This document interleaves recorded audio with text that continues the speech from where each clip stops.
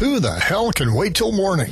Talk now at latenightsportsradio.com. Bye, Felicia. You strike me as the type of person who does not give an F about flatulence. No, I don't like it. Oh, what? I don't like it. I know. I'm a conundrum.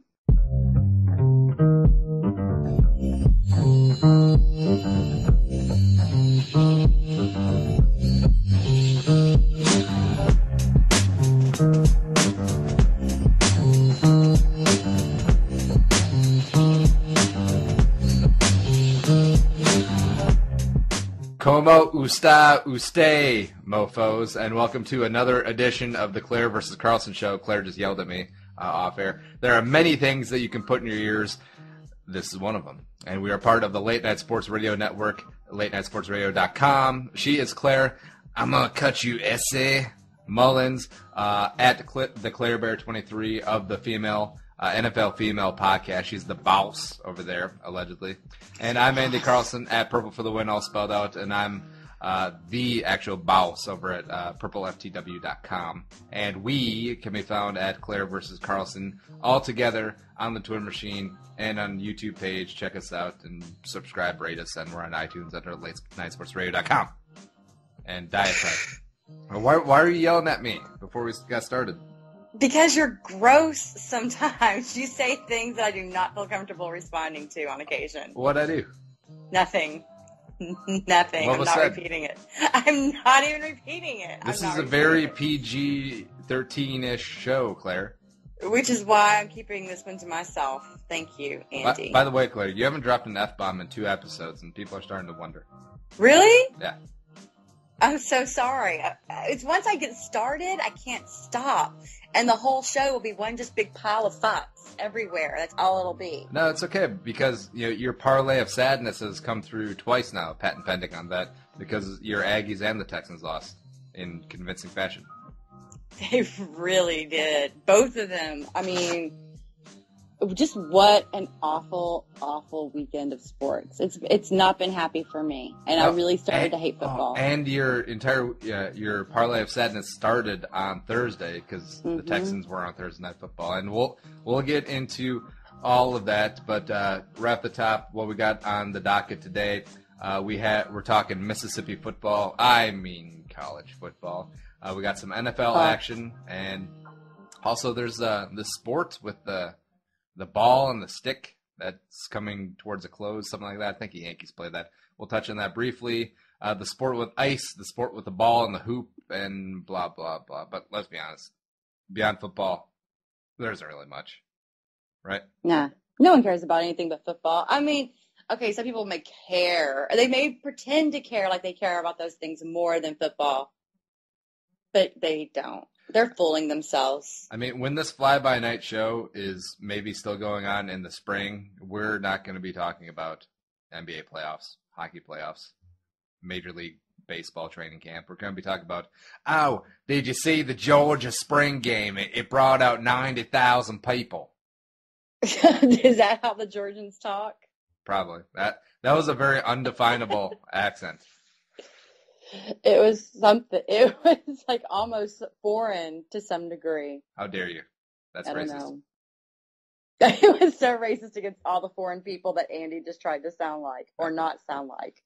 But speaking of foreign, Claire, you were in a foreign land yet again this week. What was your travels? Where'd you go? I was in Seattle. Mm. The inside of my embassy suites was nothing to write home about, and that's what I saw the most of. You gotta stay at La Quinta. I do love La Quintas. They're my favorite, but my company, well, we had like a training thing, and it was at the embassy suite, so I had to stay at the embassy suites. But La Quintas really are my favorite. Mm-hmm. They're awesome. Did you hear that, La Quinta? We are not afraid to whore ourselves out sponsorships. Yeah, I mean, unsolicited praise publicly of a corporation on this podcast, that's what's going to do it for you, La Quinta. We'll be waiting for that royalty check. La Quinta Inn. We need you to check in under a fake name to cheat with your girlfriend. La Quinta Inn. They also allow you to bring your pet, and I love that about them. Your dog can go with you to the hotel and stay the night. And I'm sorry, but when you're traveling with your pet, that's not easy to find. And they do it graciously and in clean conditions, typically, with rooms that are anointed with modern amenities. When you want your pet to meet your mistress, La Quinta Inn. Whatevs, dude. They also have a lot of plants and stuff, and I like that. It's not all just surrounded by concrete. We're probably going to get a cease and desist letter from La Quinta being like, hey, keep our name out your mouth. Yo.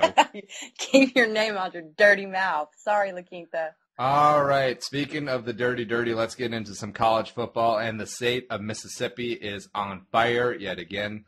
Number 3, Mississippi State wins at home versus number 2, Auburn, 38-23 in a monsoon, which turned into a wet T-shirt contest. Thank you very much, CBS. And also the Ole Miss running Rebels.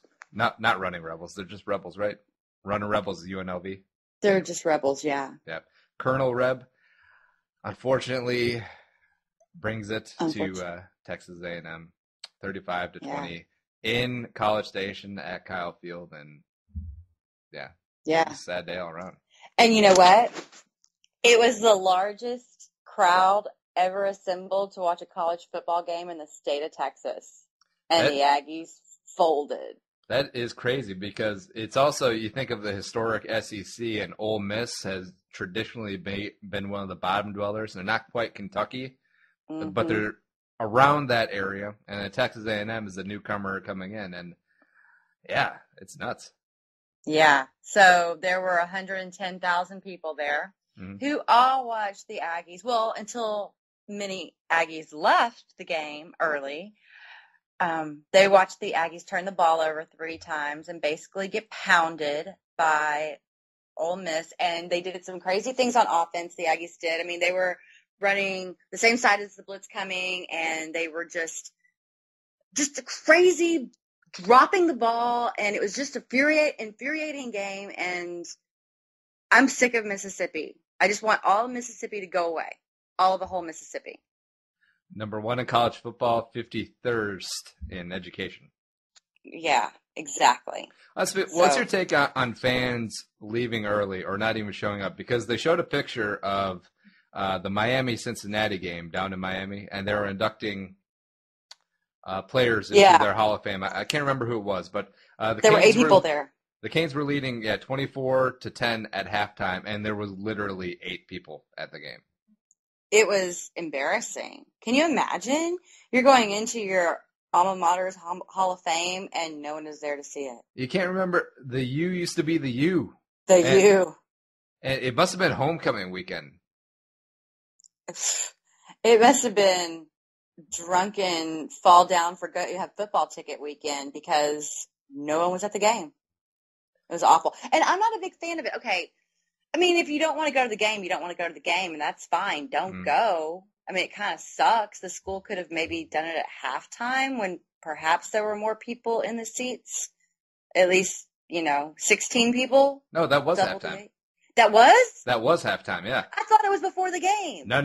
That was halftime. Holy crap. Okay, I'm sorry. That's not funny, but it is funny.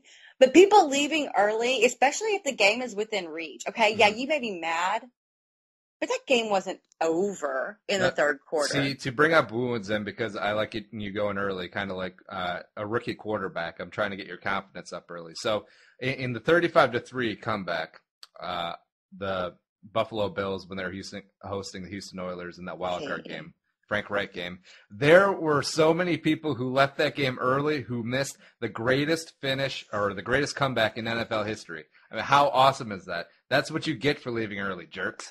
Exactly. And whenever, I think it was the Heat and the Pacers were playing, was it? No, not the Heat and the Pacers. I don't remember. It was some humongous basketball game, and all the Heat fans left because they were so far down.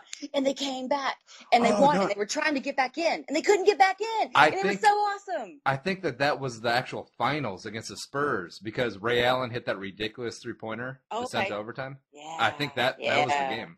That was awesome because, I don't know, it's these perpetual championship teams. Their fans just get haughty and act like there's something, and this isn't going my way, so I'm out of here, and screw you guys, and ha, you missed it. You couldn't go back inside.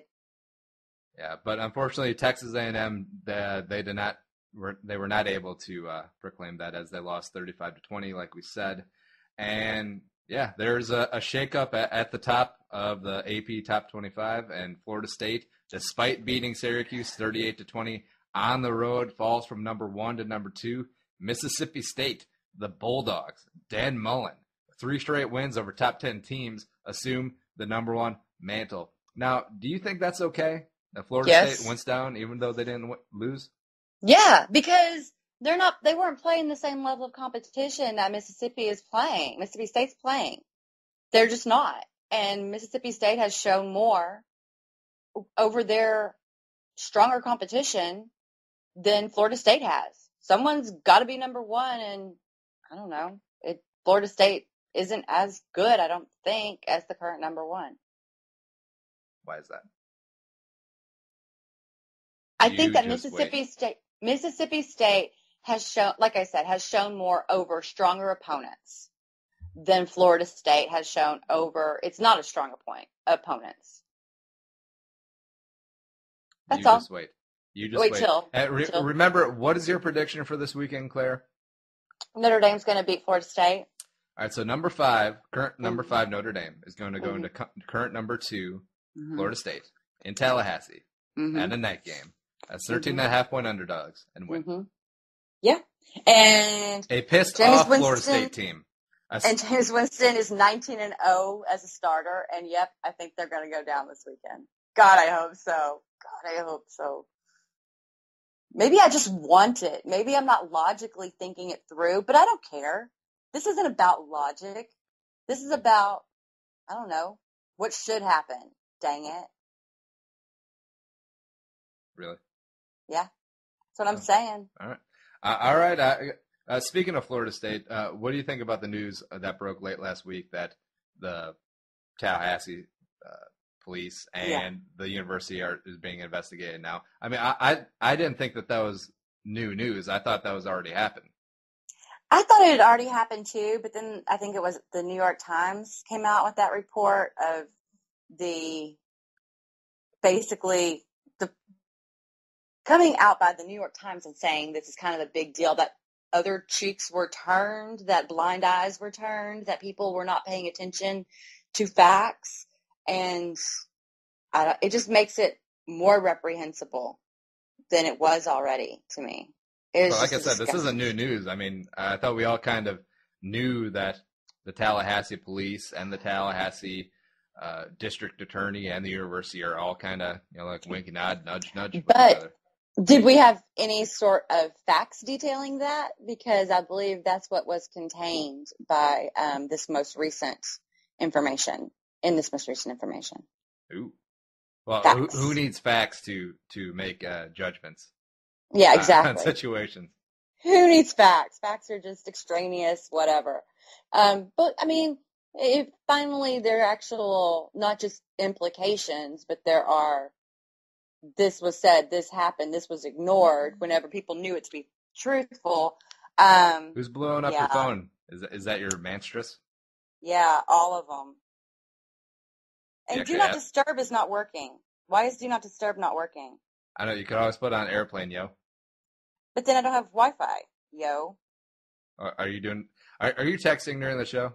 No, because I text during the show all the time. You're such an ass. I'm just being honest. This is Honesty episode 8? I think this might be episode 8. We just have longevity that other people, they can't even fathom the amount of work we've put in this whole 8-week stint we have going on. Well, a lot of TV shows don't even make it 8 episodes. So that's true. A heck of a run, yeah. Yeah, I mean, this is legendary. Yeah, and we're already veering off course, but speaking of legendary, Bama is still number 7 in the polls despite losing to Ole Miss last week and barely surviving at Arkansas in Fayetteville 14-13 under some questionable officiating circumstances.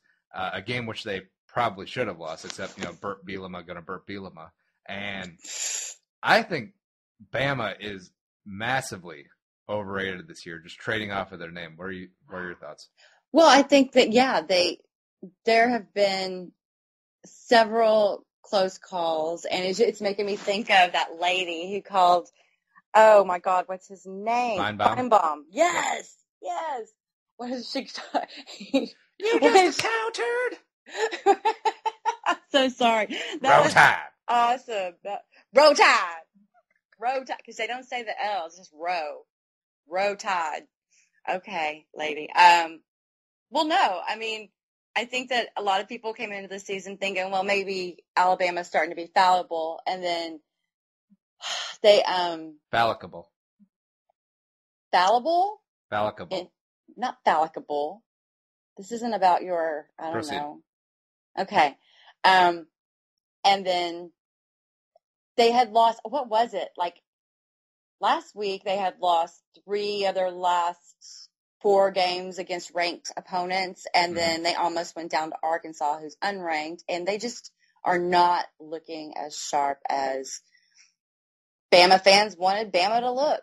Burt Bielema 0-11 in the SEC since getting there last year, which is gross. He had it very good in Wisconsin, and sometimes the grass isn't always greener. He might turn around, but hell, who knows? Who does? And, they're pigs and razorbacky and whatever. But I don't do the whole SEC thing. Oh, come on. But you're part of it now. I know. They needed Texas, and so you're in. You are in with every single South Carolina fan and every single Georgia fan. I mean, Georgia and Florida have the world's largest outdoor cocktail party. That should be right up your alley, even though they can't call it that anymore, but whatever. Well, it's not that I don't like these things. I just don't particularly cheer for rivals. It's anti everything that sports is in my brain. But what if sorry, my rudeness, but is Texas A&M in the East or West of the SEC? West. Okay, and Mizzou's in the East? Mizzou is, I don't know. How'd they rework this? I don't even remember. Why are you asking me difficult questions that I didn't prep for? Hey, I just thought you know. You can Google it. It's fine.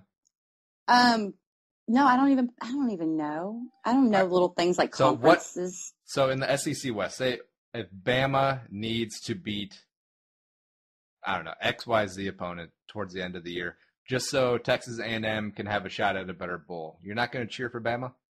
Well, I will if it works to my team's benefit. Will you go without Roll? No. Dad. No, I will not. I will never. And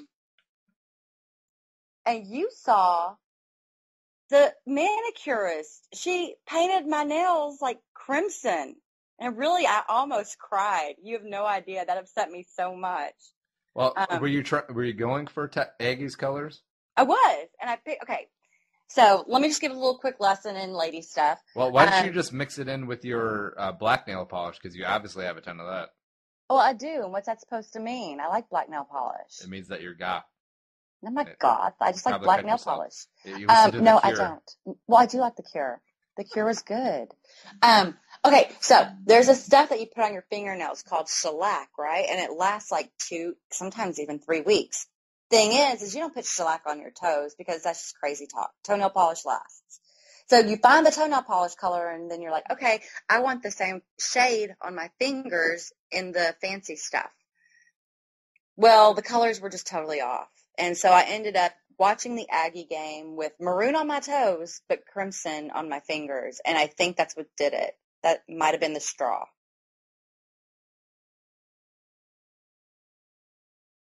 Is that illogical?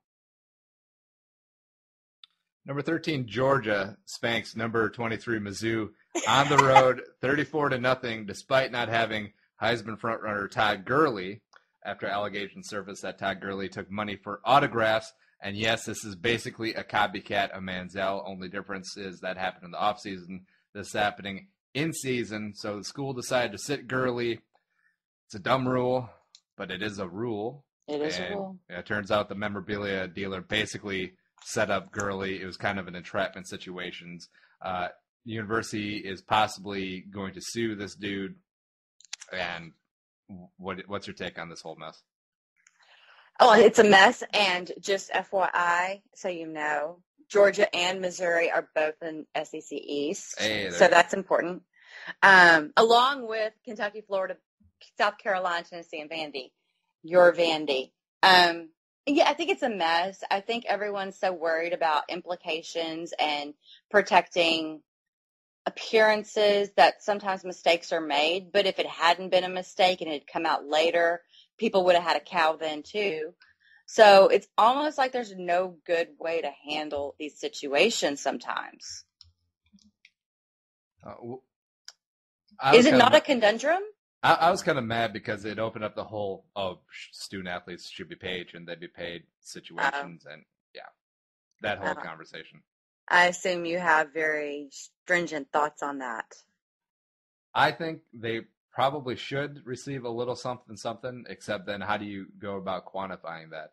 And, people always poo-poo that these guys are getting a free education, and mostly because a lot of these student athletes, Division I student athletes, I don't want to paint with a broad brush all of them, but a lot of them don't really take their scholarship seriously. And as a person with student loans that I recently just paid off, is a nice little chunk. And there is the price tag that goes along with a education from a quality school.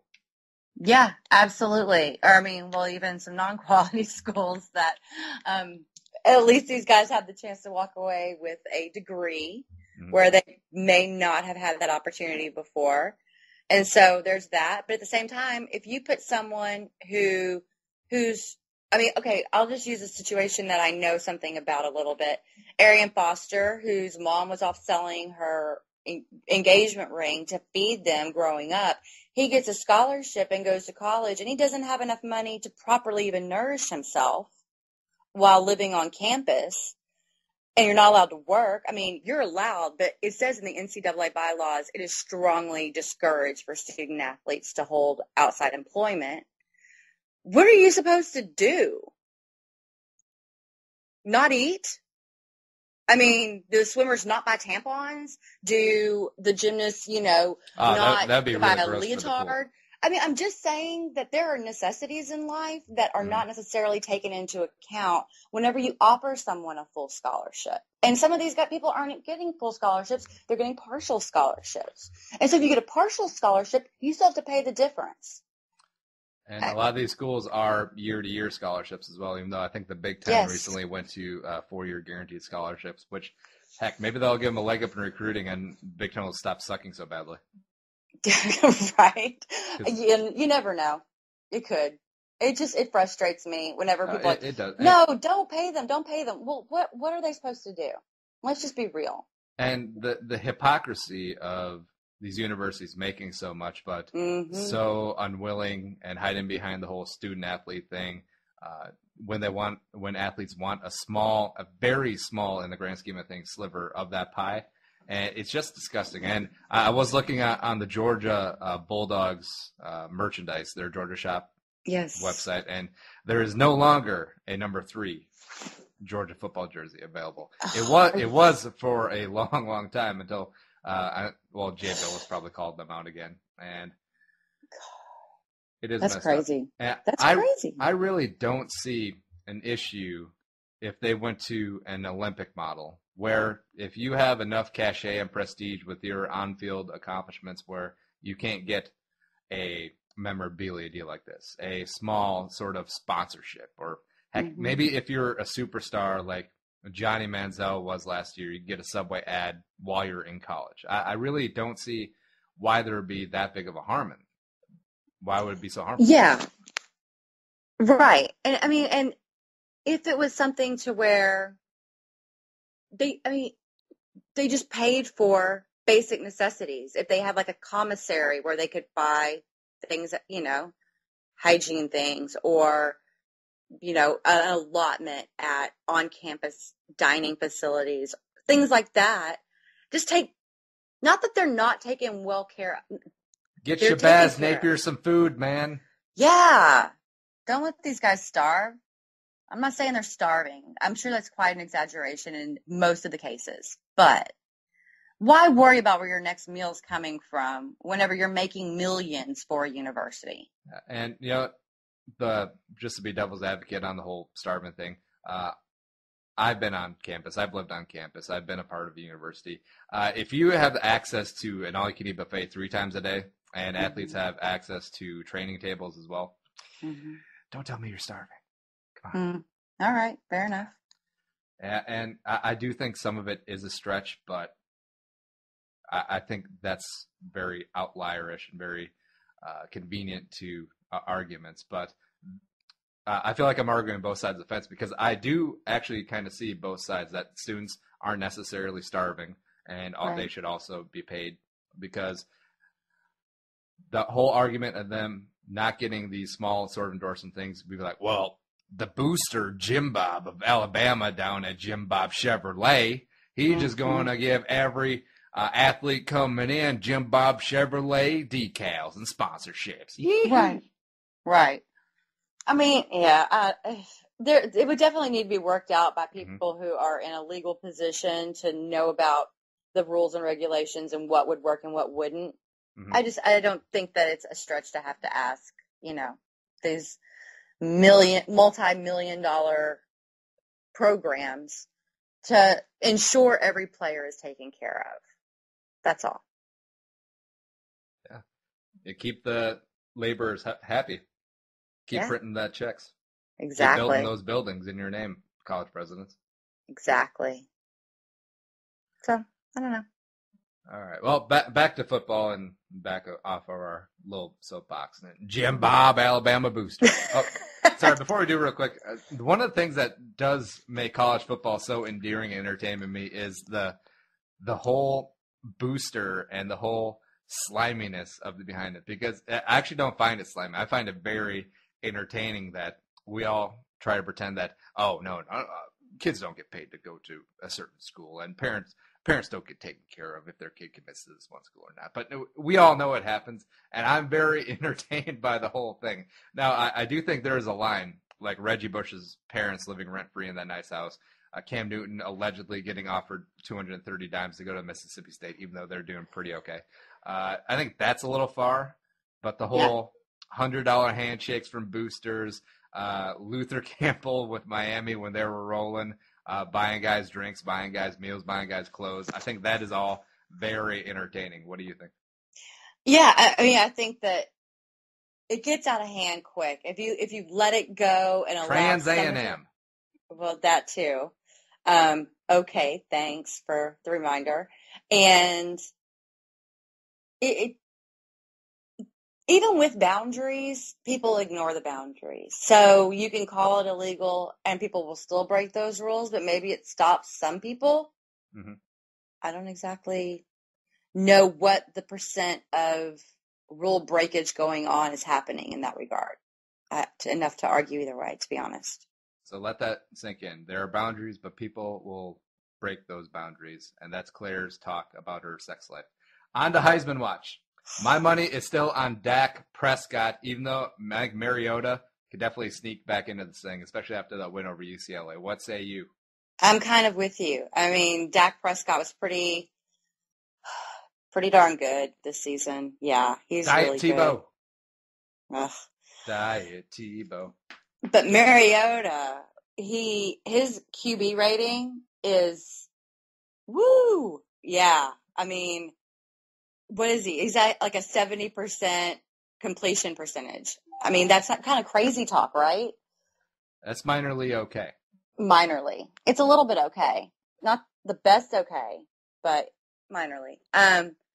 It's just Mariota does it. They both do it in volume, and Dak Prescott has that rushing ability, and Mariota has some too. Not to Prescott's degree, but they're like tied with touchdowns overall. Their yardage is really close. I don't know, man. I mean, it's too soon to call it, but those two are definitely the front runners. Yeah, I think Prescott is kind of more like that Cam Newton type, a big body guy who can run if you need to. And Mariota is, I think, what people wanted RG3 to be. I thought so. Just a guy who can throw downfield, has the ability to take off when he needs to, but is smart about it. Yeah. And, gets down after he gobbles up whatever he can get instead of trying to helicopter Haloti Nada for another half yard. Very good point. Yeah. And my dark Right. horse, Rakeem. Yeah, no, I think, definitely. Okay. Who? Oh, your Marshall guy. My dark horse, Rakeem Cato, still has no shot unless everyone ends up with like 4 losses each, and that's probably unlikely. He did turn in a nice game in a 49-24 win over Middle Tennessee State, but it's Middle Tennessee State, whatever. Marshall did break the top 25 this week. They will go 12-0, 13-0 after the Conference USA Championship, but they're not going to get any love. Yeah. They're going to go to the Little Caesars Bowl or wherever the hell it is up in Ford Field, and that's it. And be happy they have the opportunity, darn it. Now, Cato, the thing is about him is that I read a couple of the local beat writers, and they were saying that Cato is a team player first, isn't too boisterous, doesn't want the limelight, because he could easily be putting up 500 yards passing and 6 touchdowns a game to possibly get into the Heisman conversation. But apparently he's perfectly content just putting up his old 300, 3 touchdowns, and get the W. Yep. And that's kind of admirable in a way. Kind of. Yeah, but you think if you're going to win anyways, you may as well just jack fools, right? Yeah, you may as well. Why not run up the score as much as you can? Hey, what do you think of any possibility? I mean, let's just think outside the box here. Is there any world in which Jameis Winston is still in contention for a second Heisman? Well, first you'd have to stay out of trouble. Right. Have to, and I mean like absolutely nothing. No like stupid Burger King incidents or Pelican incidents. Yeah. I'm feeling like he would need to be almost vindicated. I think he would have to put up some just ridiculous stats. Florida State would have to run the table, and even then, I still think he's an underdog. I guess with Gurley gone, or gone Gurley. I just read that book. Oh, did you?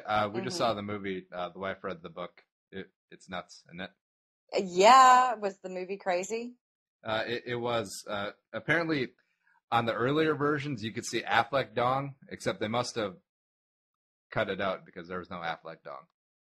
Well, that's okay. If there's one dong I don't want to see, it's probably his, so that's cool.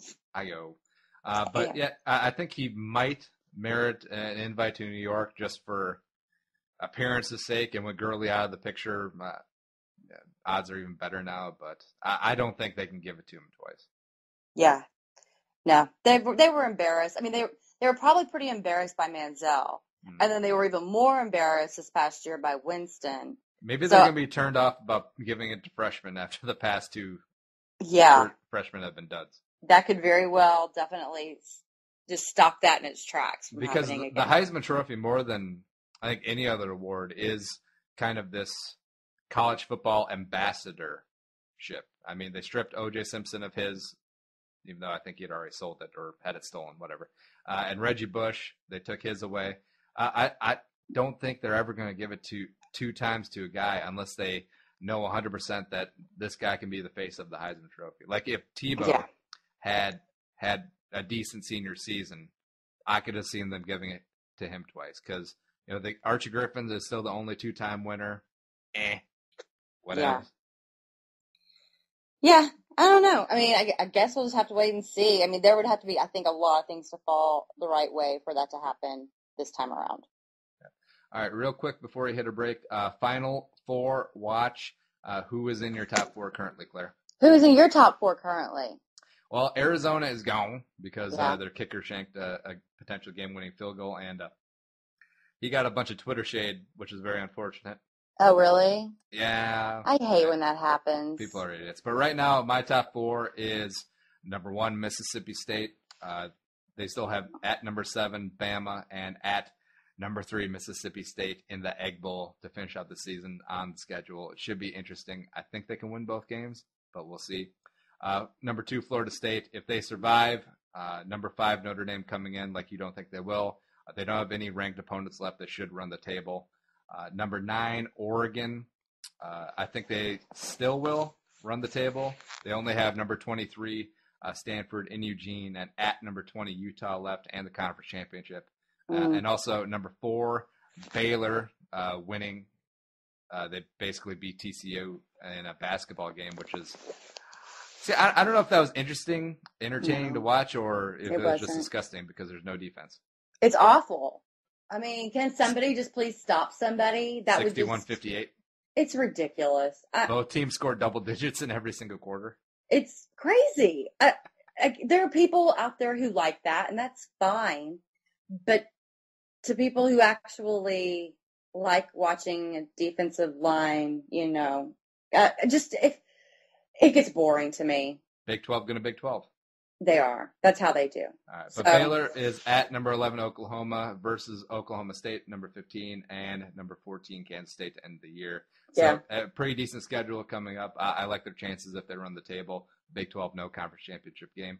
And then kind of on the bubble, number 8 Michigan State. Their only real game is number 13 Ohio State at home in the next 3 weeks, or in 3 weeks. Ole Miss should come into the Egg Bowl 11-0. They still have a game with Auburn on November 1st, and Notre Dame. They got to win this game, though. Yeah, agreed. I mean, if they will drop like a rock if they don't. Right, absolutely. If Notre Dame wins this game, then I'm definitely keeping them in my playoff bracket. Mississippi State, you can't ignore them. Baylor, I don't know. It almost feels like I don't even want them to be there. I don't want to watch this team have to outscore their opponent and it become just a fling the ball down the field test. Now, how great would an Oregon-Baylor playoff game be? Okay, rewind. Actually, that might be a lot of fun. 96, 80, 94. That could be.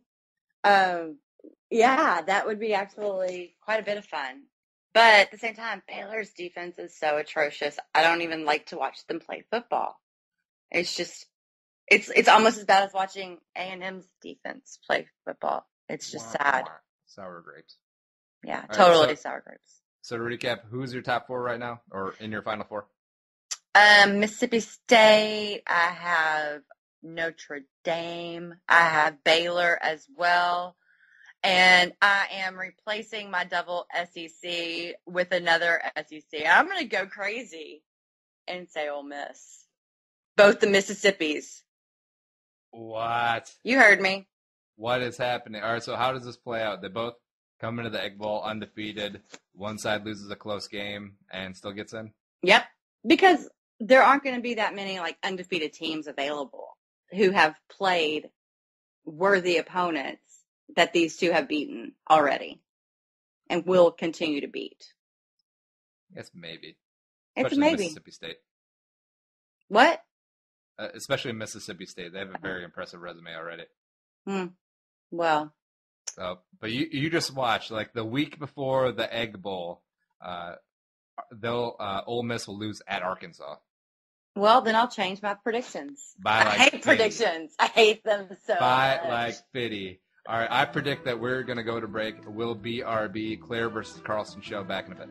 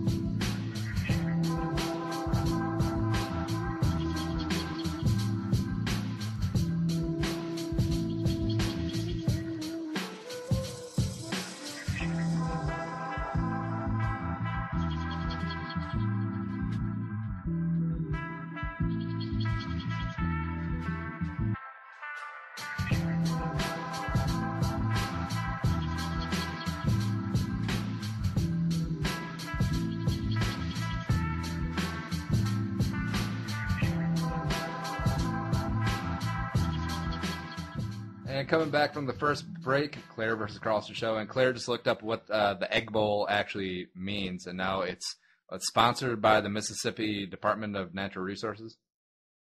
Is that a product of the state of Mississippi, eggs? I don't know. I thought you came up with a very descriptive description. Okay, the thing is Wikipedia has the whole thing here, but then it says, okay, so there's this huge fight in 1926 when Ole Miss ended their 13-game losing streak and beat what was Mississippi A&M and it's now Mississippi State. Ole Miss fans rushed the field trying to tear goalposts down, blah, blah, blah, blah, blah. To prevent such events in the future, the schools created the golden egg. So to prevent mass destruction, they created a trophy. Now, that would be such a Mississippi college football story because Ole Miss breaking a 13-game losing streak and then deciding to tear down the goalpost because these two teams have been bad. Yeah. In recent memory. I mean, Archie Manning a little bit, Eli Manning a little bit, errors at Ole Miss aside. These teams have been pretty much garbage. Yeah. Well, And what about the blind side? Nice. Very nice. Coach Orgeron. So, I don't know. They have some weird... It's supposed to look like a football, but it looks like an egg, and they call it the Egg Bowl because this trophy is ugly. You look like a football. No, you look like a football. Speaking of other things that kind of look like football, our football teams are kind of looking like football teams, but they suck. Yeah, they do. Our teams are awful.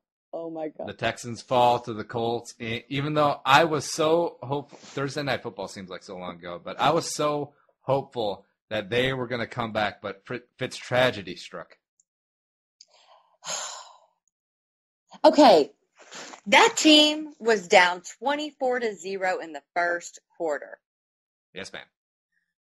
Bill O'Brien said all offseason, the goal of this team is to not put the game in Ryan Fitzpatrick's hands. And what do they do every freaking week? The defense is the one who let the Colts go up 24 points. It wasn't Ryan Fitzpatrick who did that. I am not saying he is a good quarterback. I am saying he is an adequate quarterback under proper circumstances. And J.J. Watt. Yeah, I know. A sigh. That is disgusting. He's awfully, awfully, awfully good. Yeah, he's pretty amazing. And it feels, I kind of feel bad for him because even though he is making quarterback money, he's the lone wolf on that team. Well, Arian Foster. And he's the third running back in the NFL, and he didn't even play all the games this season. Now, despite J.J. Watt's Herculean efforts and highlight reel plays like 2 or 3 times a game, his defense around him ain't that great. No. We'll see when Clowney gets back. And that offense, besides Foster, the best quarterback in Texans history is Matt Schaub. And that's kind of saying something. The Texans have a very short history, okay? And they haven't always made good decisions at the quarterback position. No, but Andre Johnson has put up the numbers that he's put up in his career, and his best quarterback has been Matt Schaub. Right. That's a Think fact. about that. That's crazy. It is crazy. But what are you going to do? I don't know. Apparently live with it. Well, Andre Johnson in a couple of years can go back to Miami and get his jersey retired in front of like 8 people. Don't say that. That makes me sad for his future. He's from the U. I know he's from the U, but I don't want to think about the U him being the U. I don't want to think about him going to go have his jersey retired. All right, but on that last drive, Texans were down 33-28, 2 minutes to go in the shadow of their own end zone. Fitzpatrick gets them moving, but then gets stripped of the ball. And then DeAndre Hopkins. Don't get me started on him, because not only did he only get 2 targets for 1 catch for 12 yards, or 2 catches for 12 yards, whatever. It was a very bad fantasy day for Andy, and not upset about that. But his effort in walking towards that fumble. Yeah, that was sad. That was embarrassing. Now, I really hope he got torn apart on Houston local radio down there by the local Smokies. Well, I haven't even gotten the opportunity to listen to more than like an hour of talk radio, but I am absolutely certain, just from what I saw on Twitter, he got ripped a new one by fans and talking heads. So I mean, his nonchalantness of going for that live ball, just kind of strolling. Maybe he thought it was an incomplete pass. Maybe that's why he was just walking towards it. But why chance it at that point? You always put forth maximum effort. Because his actions are taking away from the fact that Fitzpatrick had zero awareness on that strip fumble. Yeah. On the strip sack. Yeah. Fitzpatrick plays a little fast and loose with that football, and he always has, and he always will. Yeah, but it's all right. Moving on from your status to my status. Can we just real quick address the fact that Arian Foster is a complete and total amazing person? Can we just acknowledge this real quick? Because he did not play in week 3. And in week 4, he had 8 attempts. And the man is currently behind DeMarco Murray with in running back statistics. Now, I'm not a big statistics person. He's not even the best running back in Texas. You know what? You can shut up and just suck it. He's pretty awesome. So, Arian Foster, yeah. And we don't need to talk about the Vikings. Their offensive line is atrocious. I'm excited that Jerick McKinnon is getting the bulk of the work now at running back. But overall, this weekend, both your teams and my one team, I have a sound effect for us. And you can't hear it, which is fun to me. But you'll hear it in a minute. Moving on. I thought that was your sound effect. Wow. Ooh. Moving on. How about them Cowboys? 30-23 win at Seattle, at the 14th man, or wherever the hell they call themselves. 5-1, 5 straight wins. Rod Marinelli has that biblically bad defense playing much better. DeMarco Murray is running hard and injury-free. Tony Romo is being a game manager, and they look good. They look good. Tied with Eagles at 5-1 on top of the NFC East. Hello. Yeah, man. I just don't even – you don't want to acknowledge it, but you can't ignore it. Jerry and his hookers are rolling. They look good. And, on pace, the guys. Hookers? No, I don't know any actual hookers. Sorry. They were kind of ratchet looking. Yeah, they actually were. One of them had really bad hair. But they call it a weave. If I was on pace guy, I would let you know that DeMarco Murray is on pace for 2,100 yards this season. Is that a lot? It's a pretty significant amount. But DeMarco Murray is going to get injured within like 2 weeks. You realize this, right? Probably. I mean, he always gets hurt, and they're running the hell out of him.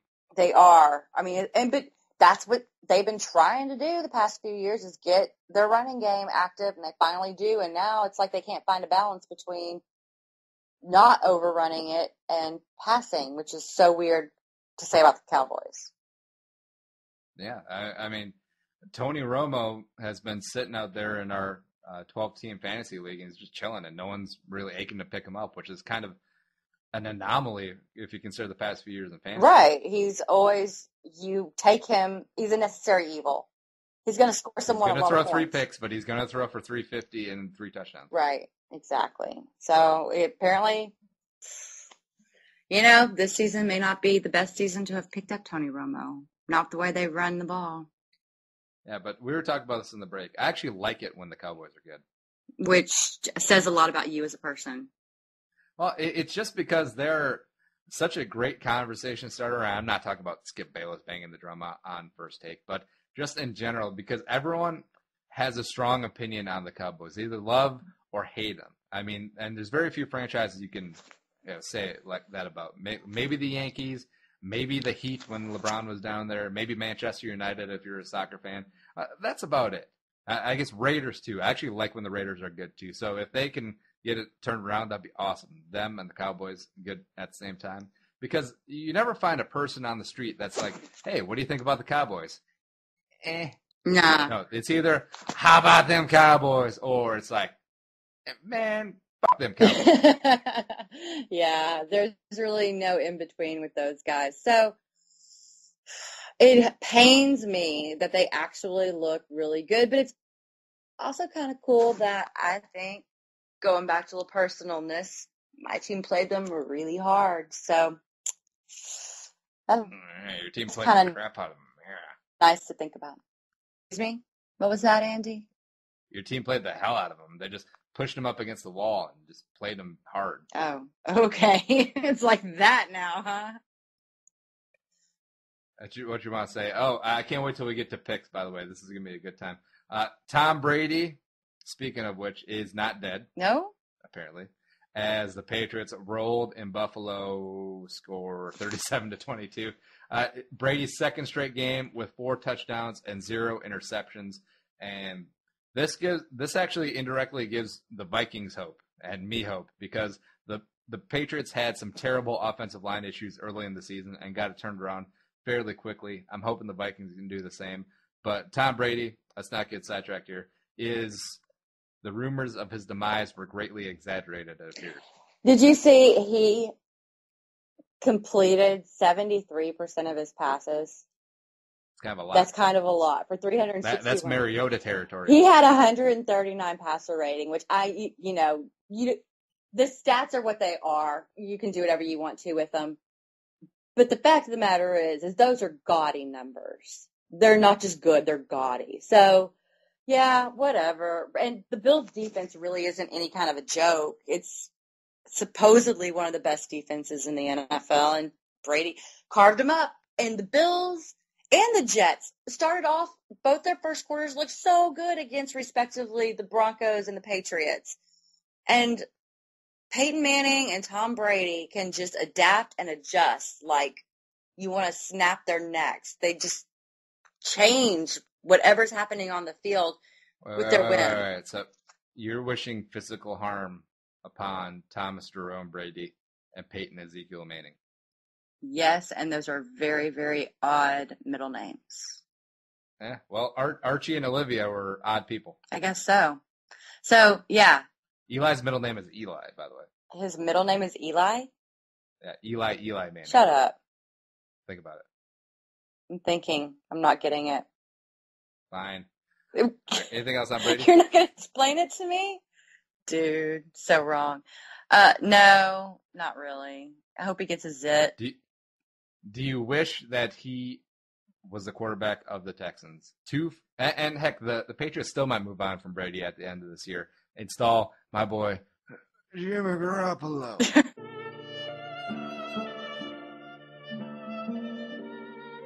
Jimmy Garoppolo as their starting quarterback. Would you, as a Texans fan, be on board with BOB sending 2 number 1s to New England for Tom Brady? 2 number 1s? No, because 2 number 1s. Tom Brady probably, I mean, if we're looking at what is logical for his future, in 2 years, well, the 3 years, when we need those number 1s for someone to replace Tom Brady, he's going to be hitting his downhill slope, probably. But you got Ryan Mallett waiting in the wings. You got Tom Savage. Shut up. Now, how great would it be if you guys extend Mallett past this season, because I think his contract is up, and then Brady comes in and Mallett's like, damn it, I had my shot. I can't get out from underneath your shadow, man. That would actually be kind of funny. I mean, it's sad, but Ryan Mallett isn't particularly a likable figure. He doesn't do a lot to endear himself to anybody. He wants to be Eminem. Stop. I know. He's something bad that I don't like to say. But he's big Tex, even though he's from Texarkana. Yeah. He's on the Arkansas side for sure. Yeah, I don't know. I don't feel good about mortgaging the future on a guy who has probably a couple years left. You talk about Ryan Mallett? Or no, Tom Brady. Yeah. Ha ha ha ha. Panthers and Bengals skate to a 37-37 tie, and it brought up all the Donovan McNabb jokes and brought up all the what overtime shouldn't be like this in the NFL. What's your take? Are you okay with the tie regular season game? Well, and Kelvin Benjamin pulled a McNabb and didn't know there was a tie, and I guess he's a rookie, so that happens. But yeah, and he went to Florida State, so he's not the brightest bulb in the there you go. Honestly, you almost have to be. The game is so physical, and they have a longer turnaround than any other major sport, but still, your next game isn't that long away, 7 days, and your body is taking hits for 60 minutes or 75 minutes. There has to be a limit, I think, with football. And if it's a tie, the tie happens so rarely, and it throws a fun little quirk into all the, the postseason matchups and all of that, I think. So I don't mind. Now, if it's my team, you kind of want your team to either win or lose, but a tie is better than losing, so. My buddy, who I'm in a survivor pool with, had the Bengals, and they had several opportunities to win in regulation, and also they were rolling when they first had the ball, first in overtime, so if they score a touchdown, it's over. They kicked a field goal, Panthers kicked a field goal, and then Cincinnati had Mike Nugent. He had like a chip shot, like a 26-yard field goal, dead center, because Dalton centered the ball, and he checked it. Totally. Awful. And that is awful, because a tie is just as bad as a loss in Survivor, so he's out, and it's bad. That's rough. Well, sucks. I was okay with it because of fantasy purposes, because I had Benjamin and Sanu going, so they got a little bit of extra something. Sanu's starting to maybe be something. Yeah, especially with Marvin Jones out, AJ Green might be out for an indeterminate amount of time. Dalton's obviously looking for him, is comfortable with him, got a ton of targets yesterday. I'm gonna try and trade it. Are you? Let me know how that goes for you. I have a deal in place right now. I'll let you know how it goes. But enough about my stupid fantasy team. We'll get to that later. The Browns spanked the Steelers 31-10 yesterday, and it was glorious. Is Mike Tomlin on the hot seat? I think he's starting to be. And I don't know if you know this, but I am like a humonguloid. Like, he is my favorite coach. That's not my coach. I love Mike Tomlin. I love him so much. But I am starting to worry for his future. He's not able to do much of anything with this team right now for the past couple of years. It's been ugly. What's that? How's what? I don't know, but why do you think that is?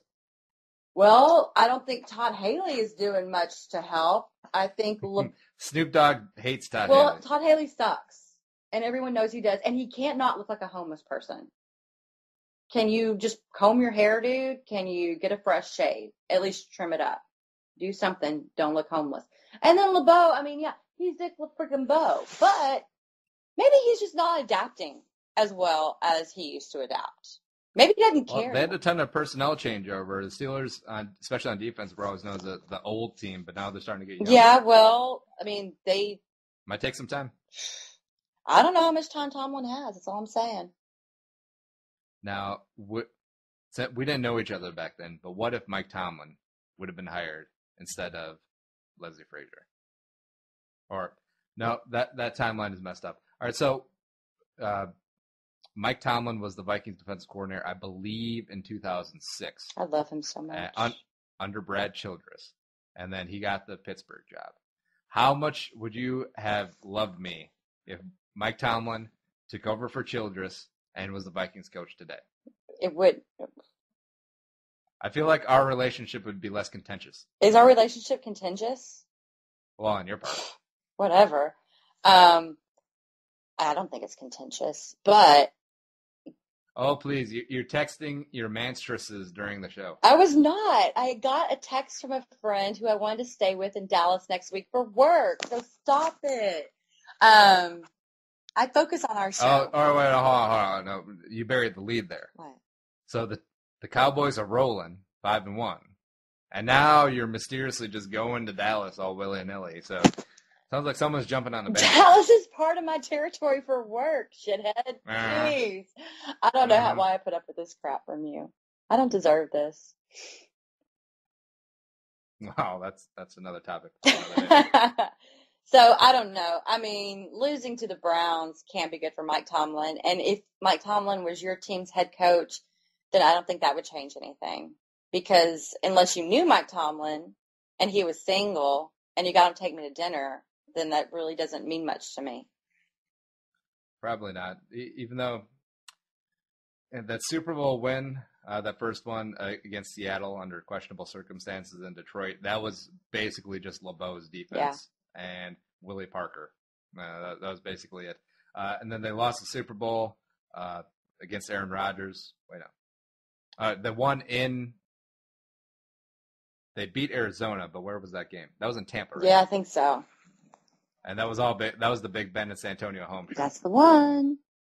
And you get a lot of clout when you bring home 2 rings. Ask Tom Coughlin about that. But I don't know. And the Steelers only have 4 head coaches in their history, and they are one of the original franchises. And so they don't like to jump ship quickly, but it's a different game nowadays. It's very much a what have you done for me lately right sort of deal. I mean, yeah. And we bring it up all the time. This need for immediate gratification amongst just society in general these days. And you have to, I'm sure that the Steeler fan base would ensure the seats stayed filled, I would assume. But if they didn't and that started becoming a problem, I would imagine that that's when it might get ugly for Mike.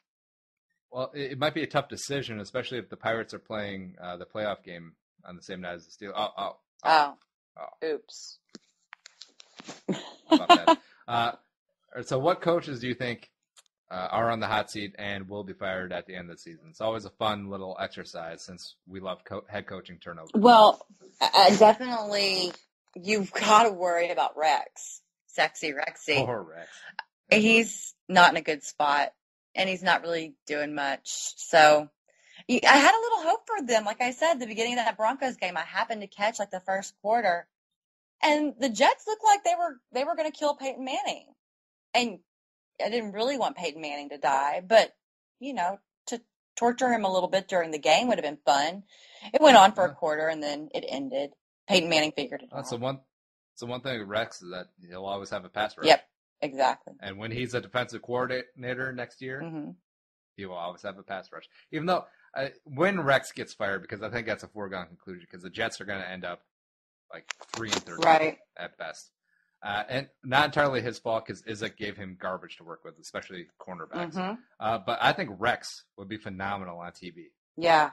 Oh my gosh. Yes. If Gruden somehow goes back to the booth, or not to the booth, back to the sideline coaching the Raiders, who he seems to have a soft spot for some God knows reason. Rex and Tirico. I think Rex would be very good at Monday Night Football. Yeah. Rex is entertaining.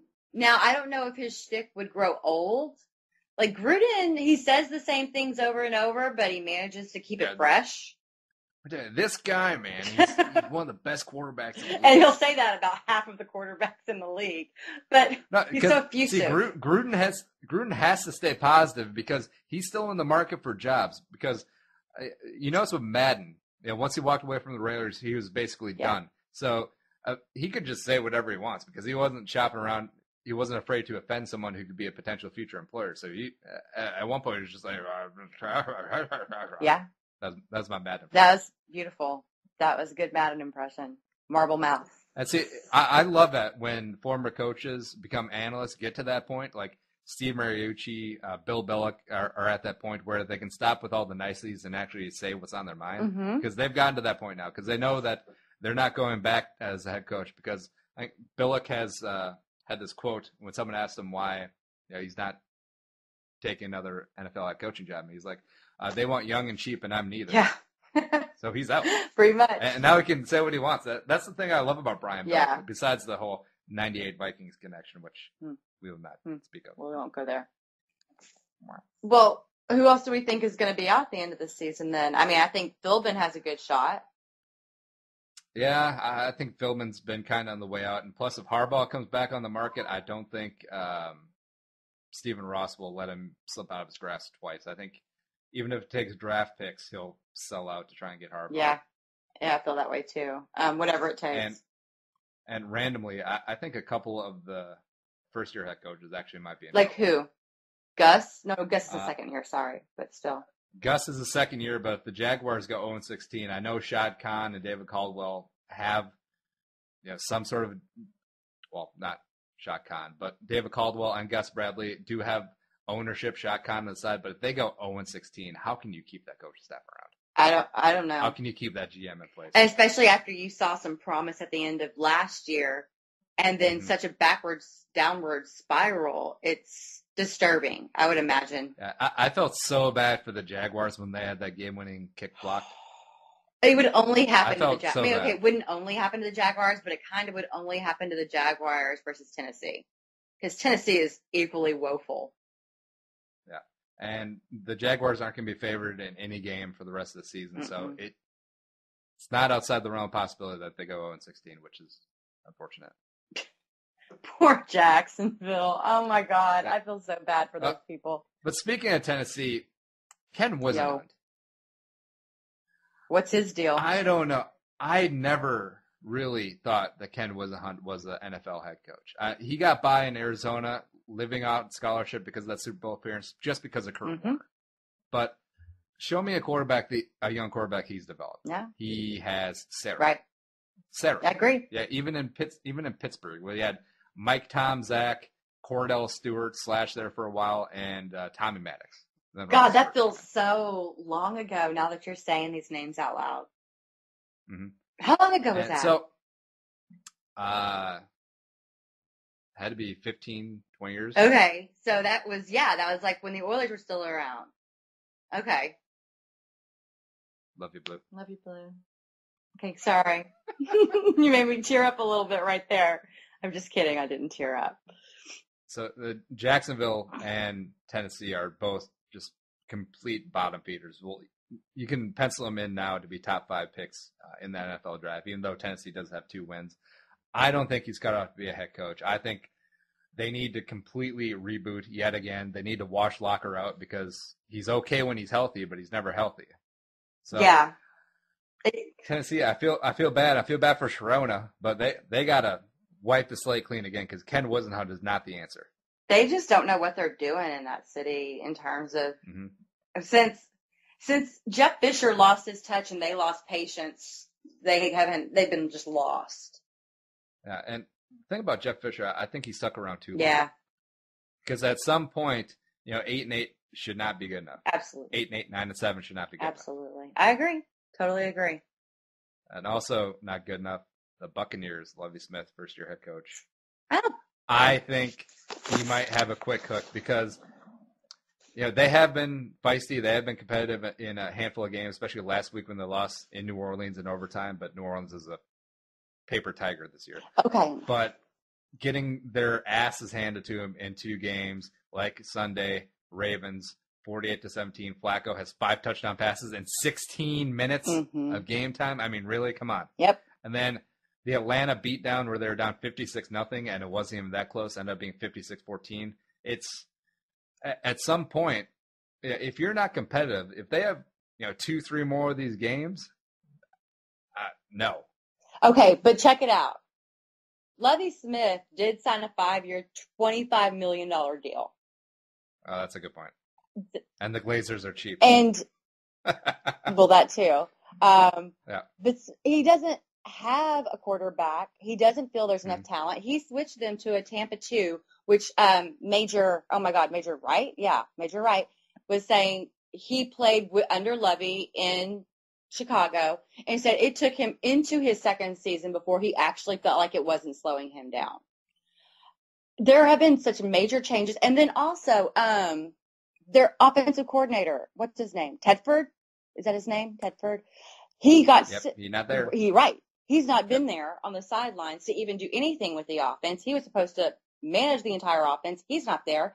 There are things that are outside of Lovie Smith's control or things that he probably said when he's signing that 5-year contract. This is not an instant fix. This is going to not be overnight. So. You know what Lovie's mistake was? He hired Leslie Frazier. Oh. Now, have I ever explained to you my nickname for Leslie? But. Yes, but. Yes. He's a good guy, Leslie Butt Frazier. Poor Leslie. And, I didn't think about Tedford being out. I think that might have a significant reason why the offense has been kind of not fantastic at all, especially Doug Martin, because that's more fancy football than I know. No, I feel you on Doug Martin. I mean, I have him too, and I actually started him this week thinking, okay, well, this will be a game where he can roll over Bears defense. No, nothing. Like 6 points. Yeah. So Rex Ryan, we both think is gone. I think Lovie Smith might be on the hot seat. I think Wisenhunt might be on the hot seat. And we both agree that Gus Bradley, come on. You got to show some sign of life. There has to be some proof of life. And Philbin. I think Philbin might be all right. Why? I think he might be all right because, they're bringing in that new offense with Bill Lazor from Philadelphia. Lazor. We'll see. But, but like I said, Stephen Ross has a hard-on for Harbaugh. So yeah, who knows what's going to happen there. And who knows what's going to happen with us, but we will be into a break. We're going to travel the world, and we'll BRB Claire versus Carlson show back in a second. Woohoo.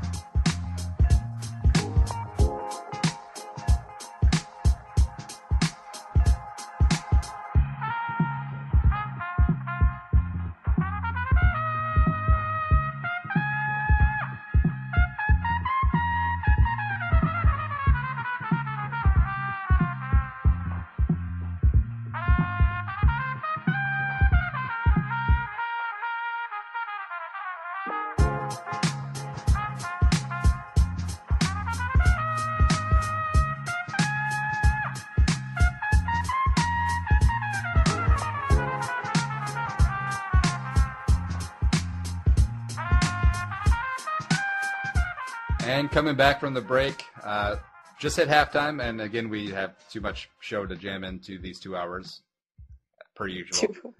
No, it's 2 whole hours, and we can't make it concise. It's just because enough. you're so interesting, Claire. That's it. I'm just super duper intriguing. I have my fingers crossed, everybody. I didn't even mean it. Right. But back in the NFL real quick, the Miracle covers, which is very near and dear to my heart because I'm a bit of a mild degenerate. It's very responsible adult entertainment, but not involving strippers. But I had Denver -8, and I also had Arizona -3.5 in those games. And if you recall, the Denver won first. Denver's leading the Jets 24-17, less than a minute to play. I just started inside their own 5-yard line, and I was like, well, crap. I'm going to lose this because even if the Broncos get the ball back, they're just going to kneel on it, and they'll win by 7, and I had Denver -8, so poo-poo. But by 50 cents. Geno Smith, baby. On first down, he almost throws a pick right into Von Miller's grill, Texas A&M alum. Hello. I know who Von Miller is. On second down, Geno almost gets sacked for a safety. Debatably, I think he was in the end zone. I don't think there was forward progress at all. And then on third down, Geno Smith, pick 6 to Khalib. I love that guy. He is so explosive. I love that guy. And, the thing of it was, Talib picked him off, I think it was at like the 25-yard line. Now, any smart NFL player would have just got down, just kneeled on it, and let Peyton come in and run out the clock. But no, Aqib Talib, it's not in his personality. If he can pad his stats, so he can get that up for the next contract negotiation. He's gonna. So he gets up and gets into the end zone for the pick six and the backdoor cover, baby. Yay for you. Mm. So are you going to like go buy me stuff now? I don't know, because I basically pushed on the weekend. College football was not too delightful for me. I did not mention that I had the Aggies -3 because I thought they would get it done at home, but that Ole Miss defense is for real. Hey, And maybe I don't Kenny wanna Hill take- is not. well, shut up. Maybe he's not what? Trill? Not for real. Maybe he's not Trill. Maybe we bestowed that nickname on him too quickly because he can't really take back a nickname. So now he's just sodomizing the name Trill. That's awful. He's How dare you. sodomizing it. Okay. Oh, also, sorry, the Arizona -3.5, leading 23-20. Washington had the ball. Cousins pick six right at the end. Pretty much the same deal. But sorry, proceed. Okay, this is totally off the subject, Mm. but I was just reminded of a few pictures that were on Twitter from the Texans game Thursday night. Whenever Andre Johnson scored his touchdown in the first half, Mm-hmm. he jumped in the stands, like the Lambeau Leap thing, but everybody does it now. Yep. And this one girl, molested him. She had her hand on his butt, and then he kind of rolled over, and her hand is on his junk. Mm. And he says he didn't even notice it. But there are very explicit pictures on the interwebs of Andre Johnson getting felt up by a fan in the With stands. that big fat ass. He does have a nice ass, though. I won't lie. All right, so to tangent off, what's your take on football players and their butts? Who would be your top three butts in the NFL? I really don't, honestly, I feel like I had a better idea. I really thought this through last season, but I haven't paid as much attention this year. Obviously, my favorite NFL butt is going to be Arian Foster, but I'm trying to think of some other ones. Who has a nice one is Eric Decker. Well, obviously, because he's a Minnesota boy. Well, he's also kind of douchey, but he Like has a Minnesota nice boy. ass. There you go. I'm trying to think who else. Gosh, golly, gee. That's a hard question. I need to prep for these questions. All right, how about you think about it, and then I will go off and rant on Mike Goldberg, who is a Fox play-by-play guy, allegedly. Yep. And he went after fans on Twitter after the game. Mike Goldberg is typically a UFC guy, but he ended up doing the Vikings-Lions game with Brendan Iambadejo for some reason. And also for some reason, I kept the audio on, the TV audio. Mm-hmm. And at first it was annoying, and they were really terrible, mispronouncing names, not keeping up with the action, getting faked out by play fakes, not knowing the down and distance, but whatever. And I was all ready to turn on Paul Allen and Pete Burcich, which are the local radio guys, and that's something that I usually do anyways. Have the radio on, have the TV on, but on mute. But this one, for some reason, it just kept getting more and more entertaining with how bad it was. And following on Twitter, just everyone else was throwing rocks at this guy. They found out his Twitter handle. Some fans went too far, as fans are wont to do. But Mike Goldberg, it's one thing to do a terrible job, but it's another to do a terrible job and then come off as a douche by calling fans a-holes, douchebags, dropping F-bombs at people. That's not professional. Absolutely. Yeah, there has to be, you have to know the limit to what's acceptable. Yeah, that's just wrong. Why would you do that? Why did he do that? Well, I think it's because, not to stereotype, I'm a stereotype. I always like doing that. Preface that, not to be blah, but I'm going to be blah. But since he is a UFC guy, I think there is a bit of bravado, machismo, defending my honor sort of things. And I think he might have carried that over as no words come out yet if he's still going to be doing football games, but who is scheduled for Vikings at Buffalo next week? Let me guess. Mike Goldberg and Brendan Iambadejo. I like Iambadejo, though. I do, too. He's not the best color analyst yet, but everyone starts somewhere. He'll get there. Yeah. I noted on the Purple for the Win recap show that these guys should be doing games, Pac-12 games at midnight on Fox Sports 1. They shouldn't be doing a national football broadcast. Yeah. But it is a hard job. I mean, people usually don't realize how hard it is to constantly talk and fill in awkward pauses during a football game, as there are many. and make it look effortless. Yeah. And we can't even fill in the awkward pauses here. Well, quit being so awkward. I'm just saying. I'm trying to fill in your awkward pause here. You're making it awfully difficult. Speaking of difficult, Daniel Snyder is a dumbass. So Oops. Washington was playing at Arizona yesterday in the late game, a game which they lost, so good. Mugging for the camera in his owner's suite in Arizona with the president, quote unquote, of the Navajo Nation, all decked out in a Redskins hat. And the guy's name was Ben Shelley, but apparently Ben Shelley's not that great of a dude. He is the president. He is on his way out. He lost the re-election, so he is a lame duck. He finished 7th in the balloting, for whatever that's worth, mostly because he has had shady dealings with Snyder in the past, going behind tribal leaders to support the Washington and their team name, and was also caught, admitted to, and repaid about $8,200 to the tribal government slush fund that he, didn't think that they would miss. Awful. Snyder can really do no right. Let's just be honest. He is so tone deaf. I mean, he's obviously a smart businessman since he built up his business, was able to buy an NFL team, but he's just so out of touch. Well, and then on his way out, when he's leaving the game early in the fourth quarter, he apparently was quite disappointed in his team's performance and apparently the referees, and he spat on the floor of the stadium. So, I mean, it's one thing for a normal guy to do that. It's another thing for the owner of the opponent, the visiting team, to do that in somebody else's stadium. He's just not a very bright guy for as much wealth as he's accrued. You should share some of that with you, Claire. His wealth? Yeah. Well, but there would be strings attached, and I don't like strings. All right, now, so how about this? Say Daniel Snyder was single and available. Yeah. And he proposed to you with no prenup. What would you do? No.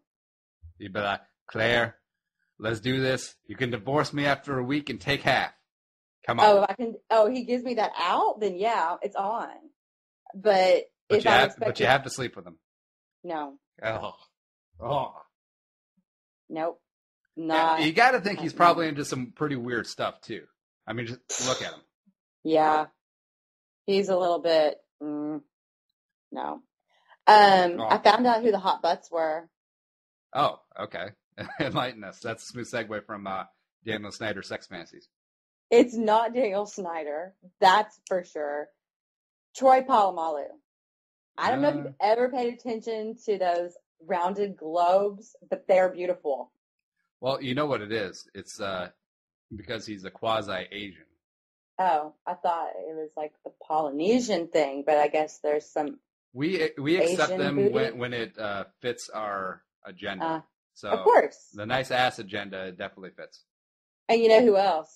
Who? And I know it's going to be random, and you'll be like, "What? Why?" It's true. And next time if you ever see him on the field again, even you'll be like, "Oh, I get it." Tremaine Brock, San Francisco. Yeah, he's cornerback. He doesn't play much, but he has a luscious booty. That's really random. I know. But you would have to go in depth to find pictures of Tremaine Brock. You know who can't even find pictures of Tremaine Brock? Tremaine Brock's family. So you would have all right, so you're telling me you went on Google and you typed in like nice asses of the NFL, and then you put the minus sign in front of cheerleaders so they take out all the cheerleader pics. And then it was just a picture of Tremaine Brock. No. I remember there was someone on the 49ers who I had seen in a game before, and I was like, whoa, check that. So I went and looked at the 49ers roster, pulled it up, and it was Tremaine Brock. You know who doesn't think Tremaine Brock has a nice ass? Who? Chris Culliver, because that would be wrong. Oh, okay. Well, he does. Oh, that joke went right over your head. All right, Speaking of, I get it. No, I get it now. Ha ha. You have to give me a second sometimes. Speaking of right over your head, Adrian Peterson admits to smoking a little weed right before his court-ordered urine sample. That was part of his bond deal stemming from his child abuse upcoming trial? Question mark? Yeah. I guess we'll go with that. And a lot of people, it was unfortunate because I think it's kind of a non-story as Adrian is not going to be part of the Vikings anyways. But a lot of the good old Adrian defenders were like, well, it's got to be a tough time for him, so you just lay off him. Who are you to judge about him just chilling out his nerves? It was just weed. Weed should be legal anyways. So it devolved into the whole of that thing, and then eventually I think gun control debate came in, as it usually does with these things, and I don't know. Okay. One, no. I am 100% behind the legalization movement. I think you it's would a great cheat. thing. I think it's stupid that people can get drunk off their asses and not smoke weed. It's stupid. I'd rather deal with a pothead any day over a drunk, any day of the week. That being said, you know the rules. You know your ass is already in trouble. You know that you're getting investigated for a crime, and you will probably have to submit a piss test. And you don't have the foresight to not get high right then. Come on, man. That's stupid. But it was just a little. I don't care. It's stupid. And then I read today that, I knew it, but I guess just seeing it written down on the internet made it real. Yeah. The personal conduct policy can basically do whatever they want to Adrian Peterson, regardless of what any of the courts say. So he really needs to watch his ass, and he's not. He's doing stupid things, and that's just I think it's surprising. Because you never thought he was like the smartest guy, but you thought he was, I don't know, nice. It doesn't feel like, it felt like he had everything kind of in order. He had, yes, a lot of babies by a lot of women. That's bad. I don't approve of that. But it seemed like his life was in some semblance of order. Now it feels like it's just falling apart right before your eyes. Hey, look. On cue, there's your Floydster. There's my dog. That's not my Floyd. That's my sister's dog. He's stupid. I hate him. His name's Poppy. But stupid and hate him. Adrian. No, I'm just kidding. I don't hate him. But yeah, it is. Yeah, in black and white, don't have drugs in your system when you have your piss test. I mean, how cut and dried is that? I mean, I don't care that if it's just a little weed. I don't care if weed should be legalized. I feel like it probably should be too, mostly because states are broke and they could make a ton of money off of taxing the hell out of weed. Mm-hmm. That's basically my look. Now, but it's bad decision after bad decision, and yeah, who knows? And Adrian does strike me as the type who's very set in his ways, does not think that he is wrong, and you can see that from his lack of backtracking on. He thinks that displaying his child in that manner is correct, and he's not going to back down on that. Right. I think his bullheadedness could be the reason why he's not going to be playing this year too, because a lot of people would have taken a plea deal to a lesser charge, but Adrian is going to fight this thing head on, even though the odds are. I'm just a Twitter lawyer, but it looked like they're very much stacked against him in this case. Yeah. But he's going to fight it because Adrian, he's bullheaded. He's a fighter. Right, and that's certainly his right to do so, and he can believe that he did the right thing, all he wants to do, and what's going to matter is what that jury of his peers or the judge, whomever he lets decide his trial, what they feel about it. So it's really not up to him if he feels it's right or not. It's up to somebody else now. So but the whole weed thing is just stupid. Very bad decision. It's almost it is surprising for me with Adrian as an athlete of that caliber and of, let's be honest, his physique and skill level, that he would have the discipline to be able to abstain from that. And this seems like a Jameis Winston mess up, if you know what I mean. It really does. Yeah, it just seems stupid. Nobody got time. Ain't nobody got time for the NFL headphones deal with Bose, as Kaepernick was fined 10 dimes last Sunday for wearing them pregame and during the postgame presser. There were pink beats, by the way. And Cam also wore pink beats before the Cincinnati game and will probably be facing a fine as well. Now, do you think, is this okay for the NFL to be doing this? Make exclusive deals with blank, official blank of the NFL, and then fine and bar players from wearing competing headphones, even though they have deals with competing competitors, which they can do. Well, exactly. They have deals with competitors. Yep. And then the fact from some things that I've read, it seems like those competitors are actually paying the fines for the players. So yeah, it's great advertising for them. Absolutely. So what was the point of this whole BOUT deal in the first place? Why did they not think that it's a little bit too nitpicky? Really? Well, you notice that all the coaches' headsets are Bose nowadays too, and there probably is a little bit of cachet in saying that you're the official headphones of the NFL, even though, just let the product speak for yourself, man. Because I actually think Bose headphones are better than Beats, anyways. Because I own 2 sets of Bose and I love them. Well, there you go. I mean, if Andy likes them, yeah. How come I can't get a Bose deal? Who needs the NFL? Who needs the NFL to be pimping Bose out there when you got Andy over here playing it up? And by the way, the NFL fines usually escalate. So if Kaepernick does this game after game, it's going to go 20,000, 30,000. Are they going to literally suspend him a game because he's been wearing Beats headphones for 5 straight games? Yeah, will it really come to that far? Who knows? Who can even say? When this stupid rule even exists, who can say what may happen in the future? See, maybe the NFL did this just so people would stop talking about domestic violence in the NFL. They probably did. I would not put it past anybody. All right, and wrapping up with some happier stuff. Fantasy football, Claire. Oh, my God. Did you do this weekend your 17 leagues? So awesome. I don't think you even know how awesome. Well, you do only play in 2-team leagues, so I hope you're able to put up points. Whatever, Andy. No, I was 4-1 this week, and the 4 games that I won. Good for you. I know, pretty good. I'm telling you, I'm good at this fantasy stuff.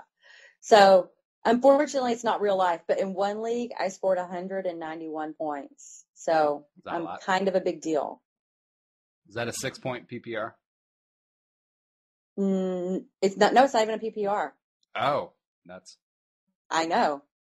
See, Jordan Cameron, Cam Newton had 48.63 points for me. Arian Foster, Matt Forte. I just killed it, bro.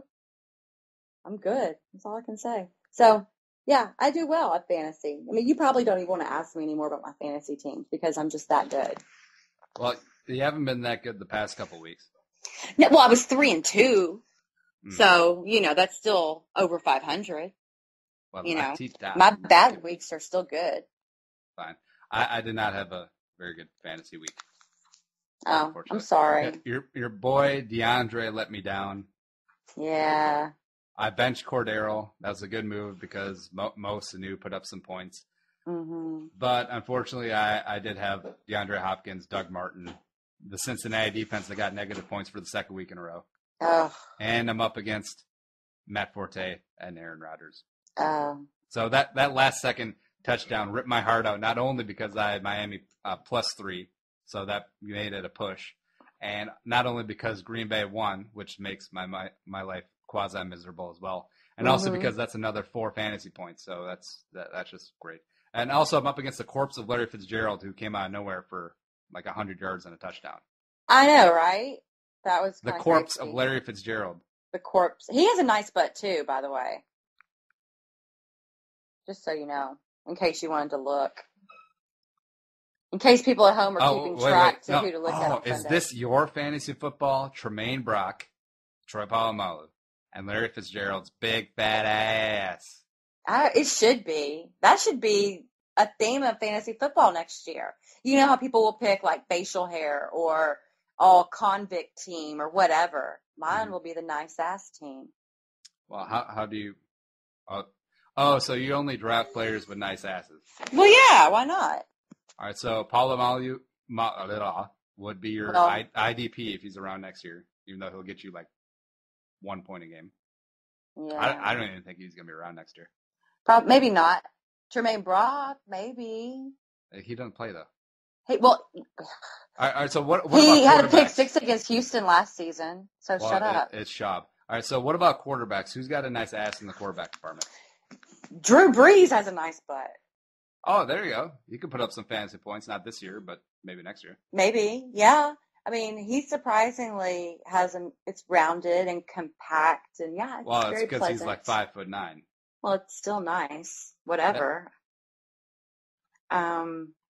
Yeah, I'm gonna have to do some research. This is gonna be a hard league next year, but it's gonna happen. All right, well, you write that down, put a pin in it, and we'll revisit it. All right, done and done. All right, and speaking of other things, hockey is a thing, basketball is a thing, baseball is also a thing. Do you have any thoughts on these three things? Well, I like hockey a lot. Hockey is it's so fast paced because they're gliding around, and I really think that it's one of the sports that requires the most physical skill. Because everything you do is on skates. You're balanced. Yeah. Your core is like maintaining your alignment the whole time you're moving around. It's not like baseball where you just kind of stand there and wait for the ball to get. And you have to run the bases, whatever. But baseball, there's a lot of lag. Hockey, it's nonstop. It's like soccer on ice with, fights, which are great. Oh my God, hockey fights. That's some major stuff right there. So I really like hockey. My team is San Jose, and they perpetually get shut out in the postseason, but have great regular seasons. But they did beat the Kings last week when they did their unbannering, or I guess unveiling of a banner. Sure. So yeah, hockey. Hockey's a lot of fun. I like to watch hockey. I get that. Anything about basketball? Kevin Durant's going to be out for a while with a broken foot. Yeah, which means that maybe James Harden can be the scoring leader in the NBA this year. Yay! Beardo. And what about baseball?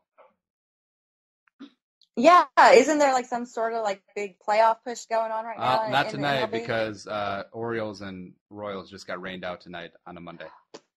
I think it's really cute how the Orioles and Royals rhyme. That's what I think about baseball. That's really cute. And this has been your mandatory hockey, basketball, baseball minute. You're welcome. No, we should have a sound drop for that. I am going to try and keep up with the Wild more this year. Apparently, they're off to a good start. Their goalie, Kemper, had two shutouts in a row. So they're pretty good. That's something right there. Yeah, I think eventually by midseason, I might be able to drop the ubiquitous "we" when talk about the Wild. Look at that. That's major. And speaking of we will be right back to bring it on home in the final segment. I got some trivia questions for Claire, and then we'll recap our Week 6 picks and make our Week 7 ones. BRB, Claire-vs-Carlson.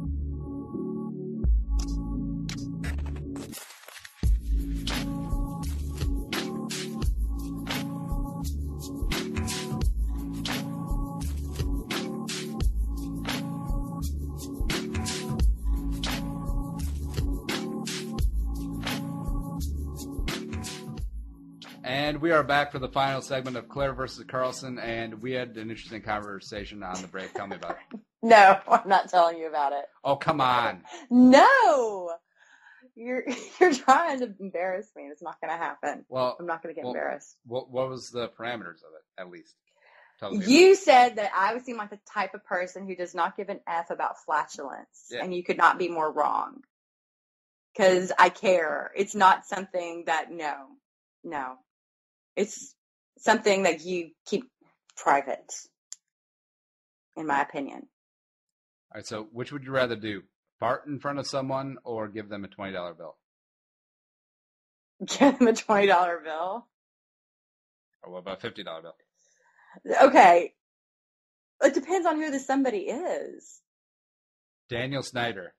Oh, well, then I don't need money for that one. Yeah, I'll just do it on him. All right, checking out of this. I have a fun little game for Claire. I got 5 quick trivia questions for her to test her knowledge about very general topics. Some of them are relatively newsworthy as of late, but we'll see if Claire can pull them off. Claire, are you ready? No. Yeah, that's why I got the sound drop ready. But 1 point for a right answer. Negative 1 point for a wrong answer.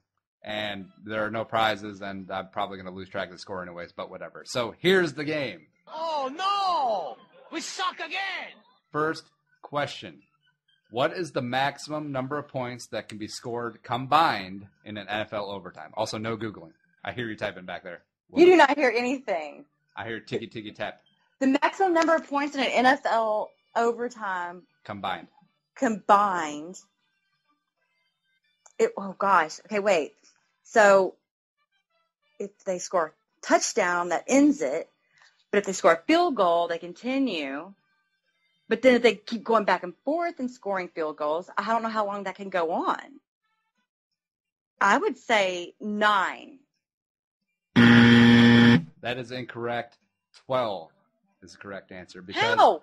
after one team kicks a field goal, it goes into sudden death. Therefore, if the second team kicks a field goal, a la what happened in Carolina, Cincinnati, it goes back to the original team for possession. They can score a touchdown, maximum 12 points. This touchdown. I didn't think about the touchdown. This is like a Wonderlic question. Or it should be on the Wonderlic. It's actually a really difficult. I mean, it involves logic, so I can see why it's difficult for you, Claire. Question 2. Claire's all on a phone now, by the way. We had some technical difficulties, but through the magic of editing and Andy's quick thinking, Claire's on the phone, even though she hater buttoned me the first time. Well, you deserve it. Oh, no, your face. What 2 cities were in the running with Houston for an NFL franchise in 1999 before the Texans ultimately won out? I know LA was one. That is correct, one of them. I don't know the other one. Oh my God, I hate this game. It is not Shreveport. No? It is not. Shreveport deserves a franchise. Who else could it be? Is it someone good? No, but they are rumored to get a team every now and then. Why can't I think of who doesn't have a team who is potentially worthy of a team? Think international. Oh, London? No.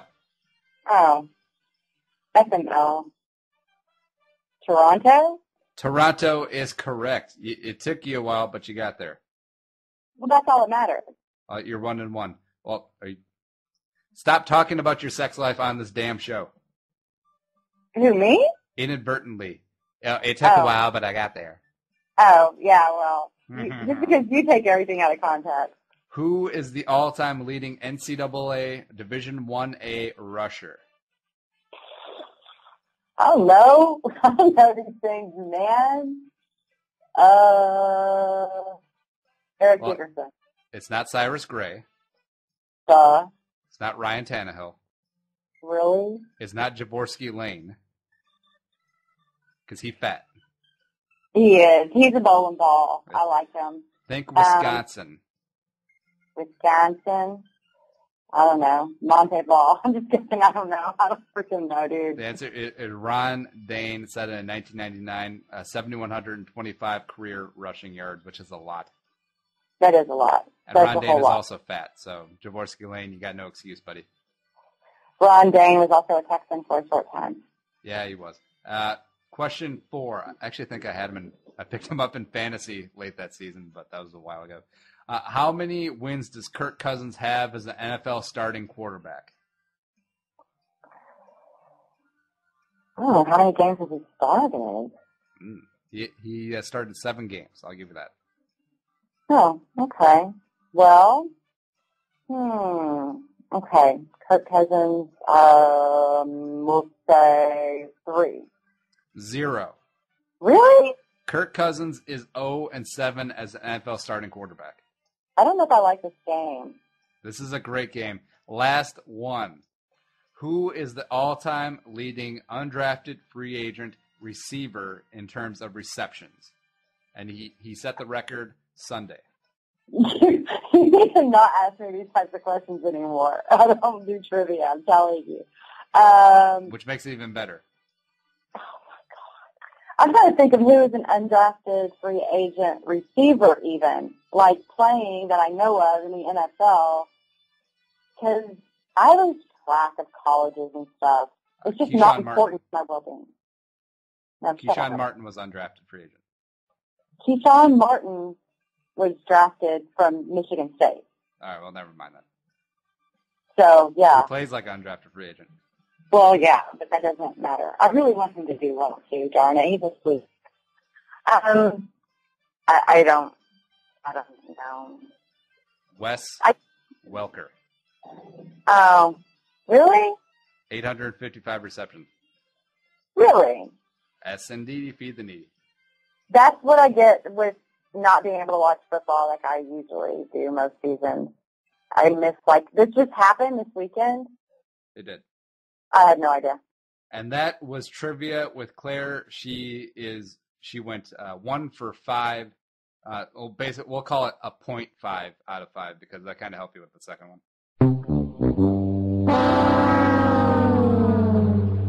I hate you. That's right. Hey, no, we should flip this around next week because I'm a maven of trivia mediocrity. All right. I can find 5 totally random questions that no one cares about the answers to. And I will know them because I know random crap. And speaking of knowing random crap, I know how our picks are going. And through 6 weeks, unfortunately, Claire somehow luck boxed her way to a couple of wins in our games we disagreed on. And she currently is leading by 4 games at 56-34 without Monday Night Football. And I am at a paltry 52-38. Actually, she's at a paltry 56-34. I'm at a very strong 52-38, by the way. Let me just say, I would rather have the ability to beat someone picking games than no random trivia questions. That's all I'm saying. My skills are better. And Monday Night Football, I have St. Louis at home. She has San Francisco, so we differ on that game. So she might be leading by 5 games, might be leading by 3, but who knows? Yo, here we go. Week 7 picks, Claire. And as always, you will be going first. And I have my hand-to-God picks already picked out and will not change them regardless of your picks. Are you ready, ma'am? Oh, I'm ready. I was born ready. New York Jets at the suddenly not terrible New England Patriots. Who you got? New England. I have New England winning at home as well. Thursday Night Football might be my lock of the week. I actually think I'm going New England in Survivor because I'm still in like that because I'm awesome. Okay. Good for you. Do it. Atlanta at Baltimore. Baltimore. I have Baltimore at home as well. Flacco is going to throw 6 touchdowns in the first 14 minutes this week, improving from last week. I don't believe you. I got a feeling. Tennessee at Washington. Who you got? It's hard to pick a winner out of these two. Washington, just because they're at home. I have Washington as well, just because they're at home. So Kirk Cousins goes to 1-7 as the starting NFL quarterback. So yeah, good for him. That'll be a trivia question one day. Seattle at St. Louis. Who you got? Seattle. I was leaning towards St. Louis because Okun might be out for an extended period of time. Seattle got humbled, which I love to see, but I think they get it done next week. Yeah, they will. Cleveland at Jacksonville in the battle of the suck. even though Cleveland's doing I. I'm going Cleveland. I'm going Cleveland on the road as well. Poor Gus Bradley. Poor Gus Bradley. I mean, He's going to get Marinelli. He's going to go 0-16 this year. I feel it in my bones. oh, it's awful. You don't wish it on anybody. Well, I don't know. Maybe a couple people. Matt Millen, for one. What do you have against Matt Millen? He's a douche nozzle. Well, that doesn't mean that he should go 0-16, even though he doesn't have a coach. Well, he's not dead, anymore. so there are worse things that can happen to Matt Millen. And he's already gone 0-16 once, so why'd you put it on him again? I don't know, because that's what I'm saying. It happened to him, so, I guess he's a good person for it to happen to. Cincinnati at Indianapolis. Who you got? I don't want to play this. How Indianapolis. Play? Indy. I have Indianapolis as well. We're thinking too much alike. You need to get off the lawn. Minnesota at Buffalo. Oh, this is where we'll differ. Buffalo. I have Minnesota. Just kidding. Vikings one-time road victory. You're up against Kyle Orton. I mean, come on. Kyle Orton is not that crappy. Kyle Orton, not that crappy. Miami at Chicago. Chicago. I got the Bears at home as well. New Orleans at Detroit. New Orleans, I think. Wait. Locking it in. I have Detroit at home. All right, I'm going New Orleans. You got a lot of faith in Drew Brees on that big fat ass. Oh, that ass, though. That 5'9" ass. It's a nice ass. You need to take a peek. He was gifted. His height might be under 6, but that ass is over 10. Ayo. Carolina at Green Bay. Golly gee. Gee willikers. At Green Bay, let's go Green Bay. I have Green Bay at home as well, unfortunately. KC at San Diego, first of the late games. San Diego. I got Chargers at home. Arizona at Oakland. Arizona. That one's awful. I have Arizona too, but I think Oakland gives them a game. I think Oakland played San Diego pretty darn well this week, but yeah, I don't trust them. See, there's one thing to be bad, like Oakland is, Tampa Bay is, but Tampa Bay didn't show up for 2 of their games. Oakland always at least tries and busts their ass. So I give them respect for that, even though they're 0-6. Yeah. Oh, they're playing for Toronto, I think. I think they like Toronto. I don't know. Or at least right now they do, until it gets annoying. Giants at them Cowboys. I guess you got to go with the Cowboys here. What choice do you have? Yeah, so do I. San Francisco at Denver. That could be a game right there. They're at Denver. I'm going Denver, but that could be a fun game to watch. Yes. Denver. I have Denver at home as well. And Houston at Pittsburgh for some reason.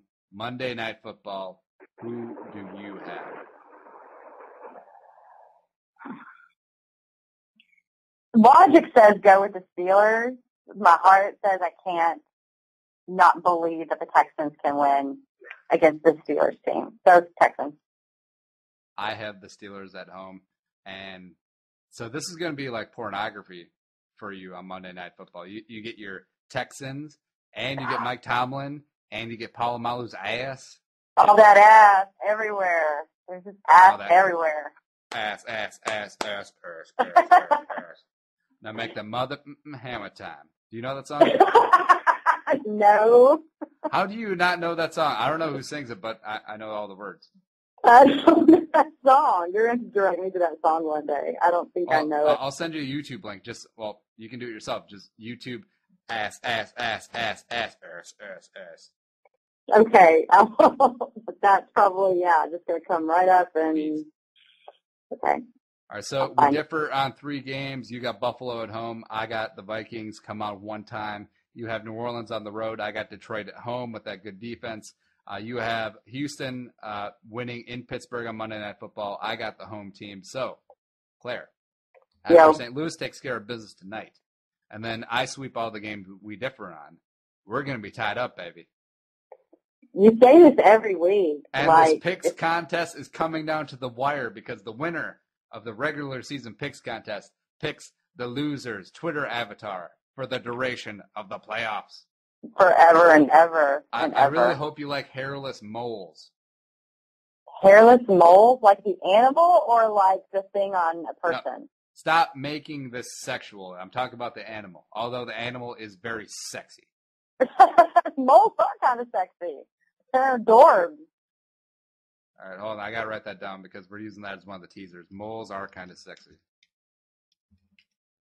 Aaron Foster's mole is sexy. And out of context, you could just be talking, hey, stop making this all perverted, all right? Because we all know what you're talking about there. Yeah, well, sorry. Actually, doesn't Drew Brees have no, it's a birthmark. Yeah, I don't think Drew Brees is sexy, like, in the face or anything. But he has a nice ass. But that ass. All right. Anything left over? Anything for you to plug, promote on the phone? We made this happen. On the NFL Female Podcast on Wednesday, we're having Jim Trotter come on and talk with us. So that's kind of major. Jim Trotter, formerly SI. Yes, he's ESPN now. Yep. He's an awesome dude. So, I like him. Yeah, so he's going to be on the show. And, of course, we'll talk sports, and I have questions on his opinion, his very strong opinions on the personal conduct policy of the NFL. So we'll definitely touch on that. And that's really all I have time for these days. Now, how often are you able to pimp myself on the NFL Female Podcast? Oh, on the reg, dude.